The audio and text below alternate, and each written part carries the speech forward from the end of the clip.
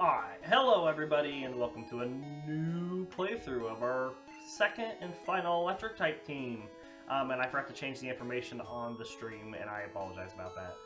We'll get it for the next one. So anyways, here we are in Viridian City, as we always are. We start our new playthroughs. And we have our new team of Electabuzz, Jolteon, and Raichu, and first forms. So we have Pikachu starting out. 11 attack, 9 defense, 14 speed, and 11 special. Thundershock and Growl at level 5. Electabuzz, 13, 10, 16, and 14. Quick attack and Leer. And then Eevee, 11, 10, 11, and 13 with tackle and sand attack. We're going to go do what we always do. Go up into Viridian Forest, get to level 9, and read our Pokemon biologies. So let's get up here first. Whoops. Get that antidote. And here we go, and we're going to be starting off with Pikachu's biology. And there's a lot of information on Pikachu, so strap in. Pikachu is a short, chubby rodent Pokemon. It is covered in yellow fur with 2 horizontal brown stripes on its back.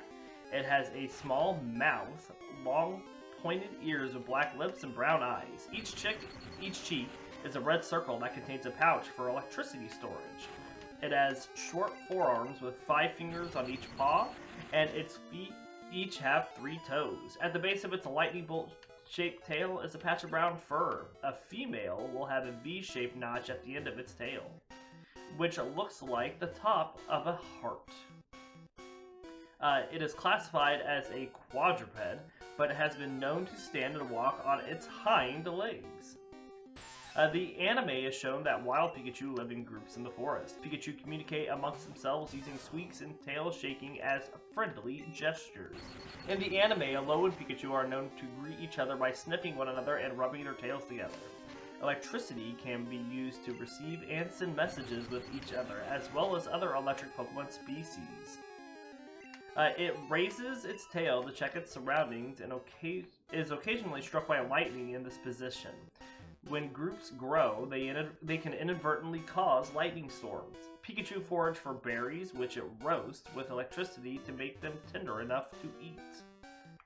A sure sign that Pikachu inhabits a location is patches of burnt grass.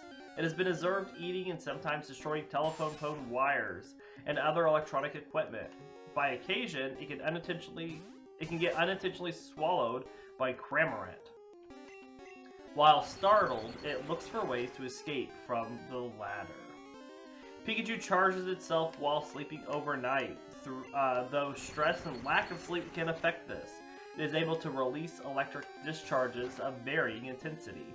Pikachu has been known to build up energy in its glands, which will need to be discharged to avoid complications. It is also able to release energy through its tail, which acts as a grounding rod, as well as recharging fellow Pikachu with electric shocks. Pikachu can also electrify itself to use its signature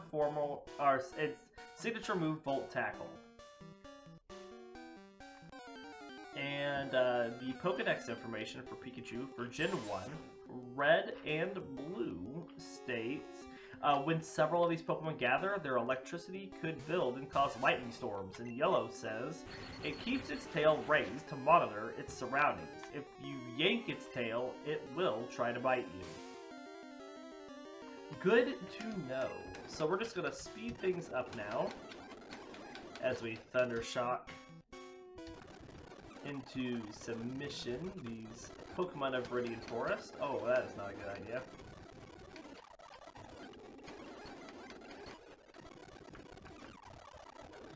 Pikachu can currently not take on other Pikachu. No, we just Thundershock.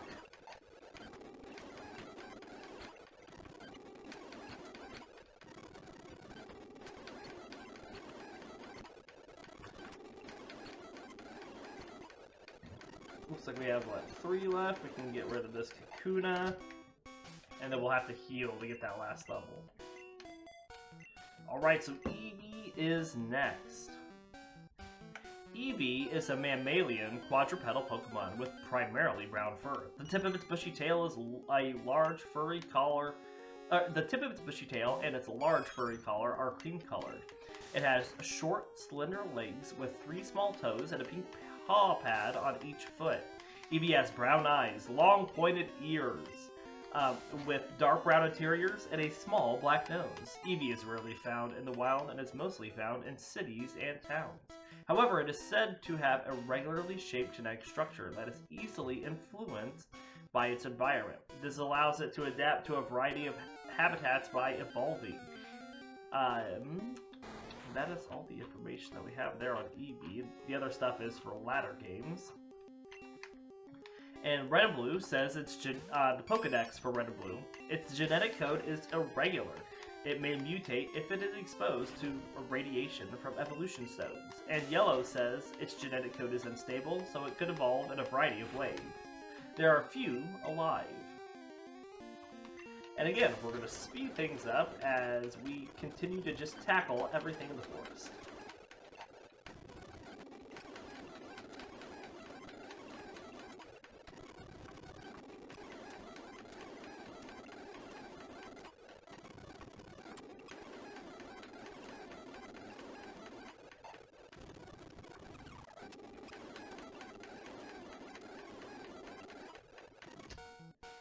I'm running low on tackles, but that's okay. Got 4 more. Alright, now we're going to swap to Electabuzz. So, let's see here. Electabuzz is a slightly humanoid Pokemon with a few feline traits. It has antennae with bulbous tips where its ears should be, 2 long tufts of fur on top of its head, small eyes, and 2 large fangs in its upper jaw. It is covered in yellow fur with many black stripes. There is a large lightning bolt-shaped stripe on Electabuzz's chest, a V-shaped stripe on its forehead, 1 stripe on its side, and a thick stripe down its back. 2 bands on each leg and several broken bands on each arm, and many rings around its long tail. Whew. There are 3 clawed toes on each of its feet, 2 in front and 1 in back, and 5 fingers on each hand. In the dark, Electabuzz will glow light blue from the electrical charges running across its body. It is constantly leaking more electricity than it consumes. Electabuzz are often gathered in groups around tall trees in order to wait for an upcoming storm. During torrential thunderstorms, Electabuzz will compete to find locations likely to be struck by lightning in order to absorb the electric power. Electabuzz is often used as an alternative to lightning rods because it is unharmed by the absorption of electricity. It is also capable of entirely nonverbal communication via electrical currents. When in close proximity to another of its species, blackouts have been known to happen when groups of Electabuzz gather to consume electricity of power plants. Thus, it often gets blamed for the occurring power outages. As a result, ground-type Pokemon are kept around power plants to keep Electabuzz from raiding it. As demonstrated in the anime, Electabuzz is sent into a rage by the color red. In battle, Electabuzz windmills its arms, appearing adding momentum to its punches. This method of battle seems ineffective as opponents can escape in the meantime. Electabuzz typically reside near power plants and can cause blackouts in cities, though it can also be found in grasslands. And the Pokedex information for Gen 1, Red and Blue, says normally found near power plants, they can wander away and cause major blackouts in cities.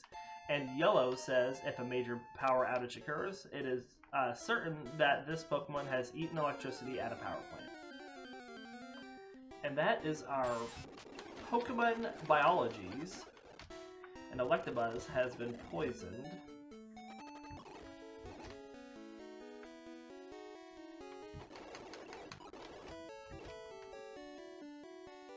So there we go. We're healed. We'll get back up to training. Remember, level 9 is that initial target, and then we'll take on our rival.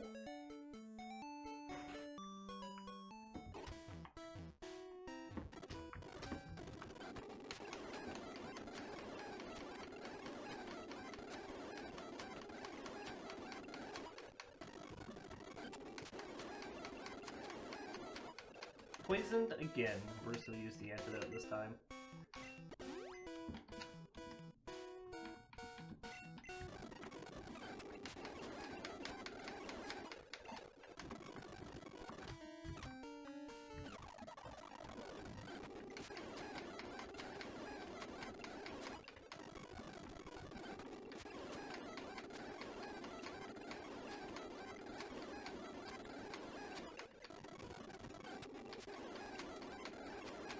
Poisoned a third time, really. Alright, we're just going to go until Electabuzz faints.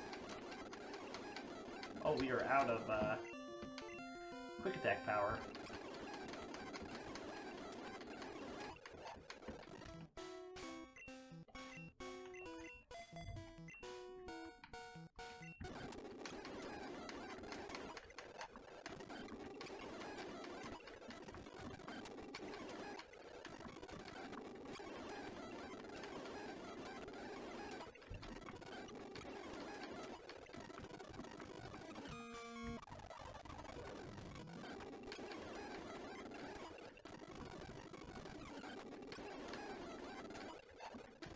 Alright, that's our first to level 9.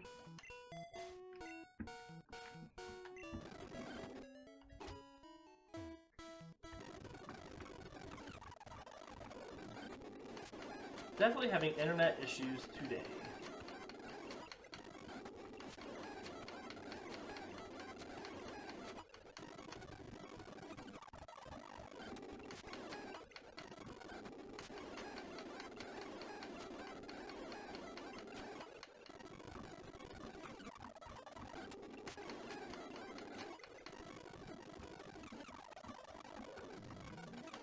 Wait, was I poisoned again?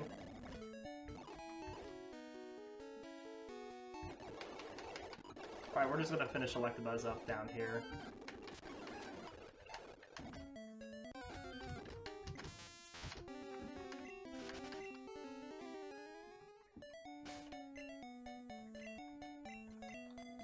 Switch up Pikachu.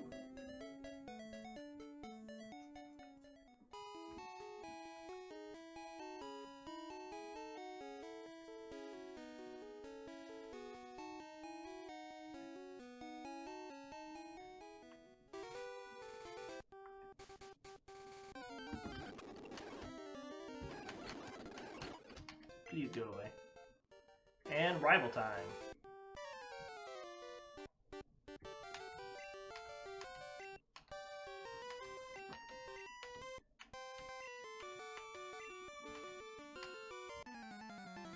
We'll have to teach him a lesson since he beat us the first fight.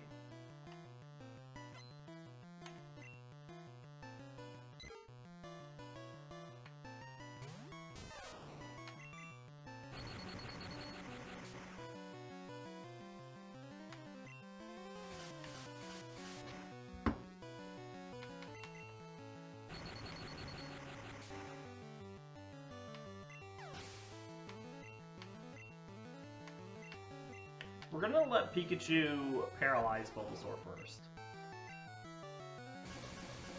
And then we're gonna switch him out.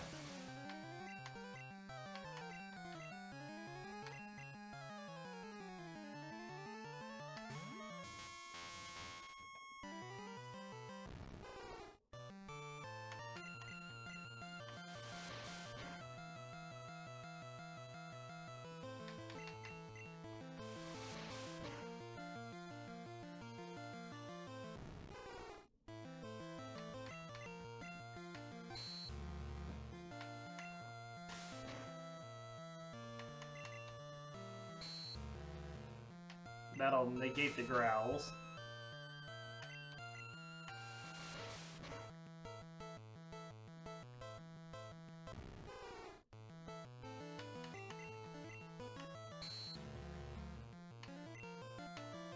Like, any more full paralysis?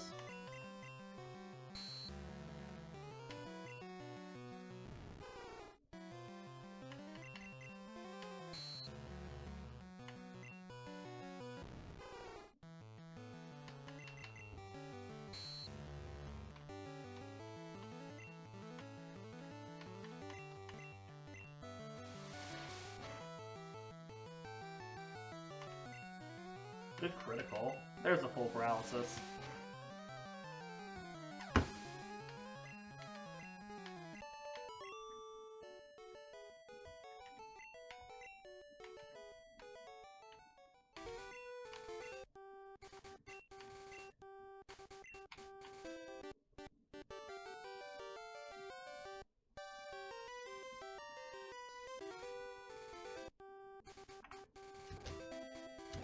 Alright.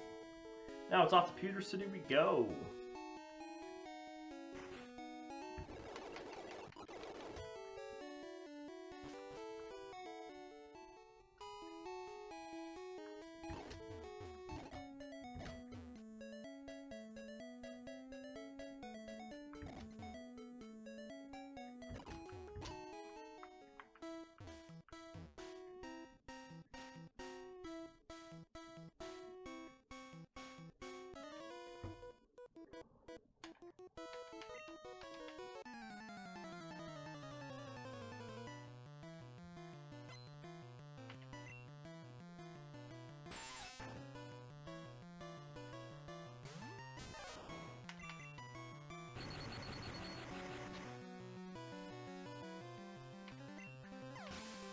Need to take a look at what level we're gonna be evolving Pikachu and Eevee via stone. That will happen when we get to Celadon, of course.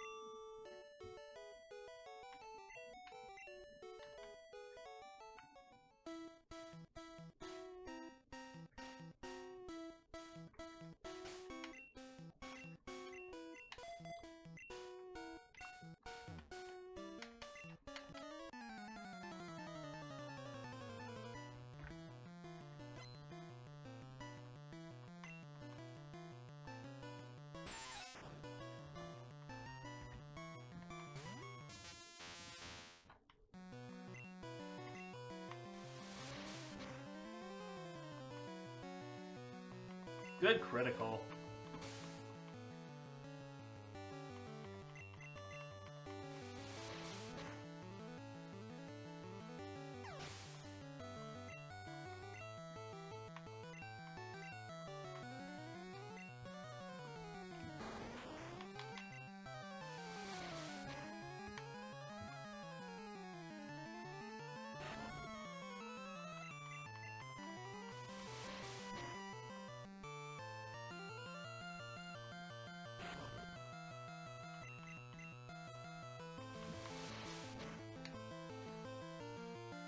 Exciting, no? We're supposed to speed this up.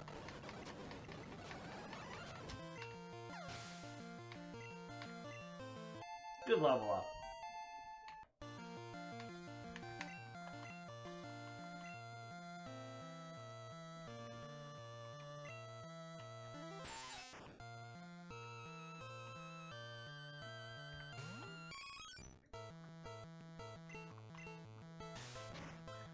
My interwebs is being a little odd. It is just I'm trying to just pull up something on Bulbapedia and my computer's just like, no.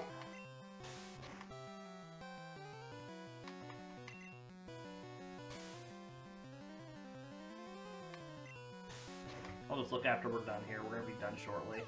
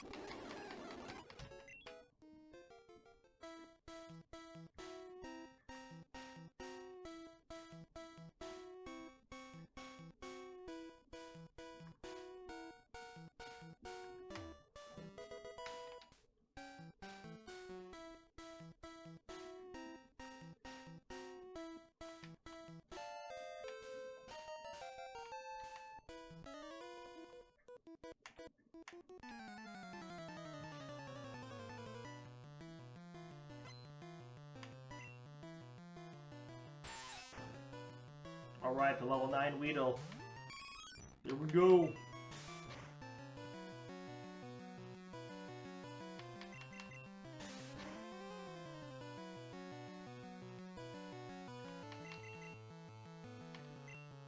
Goodness.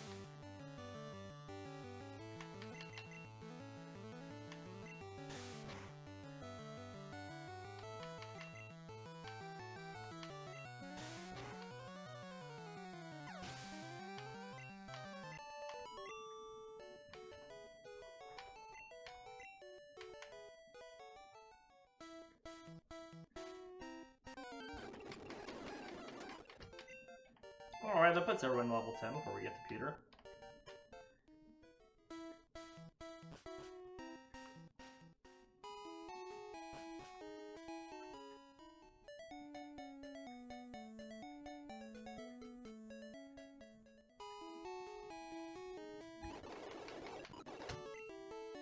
Alright, so this is where we end our episode for today. I get everybody up to level 14 off screen, and then tomorrow we'll be back to take on Brock and move into Mount Moon. So hope you all enjoyed the episode today, and we'll see you next time. Take care, everybody.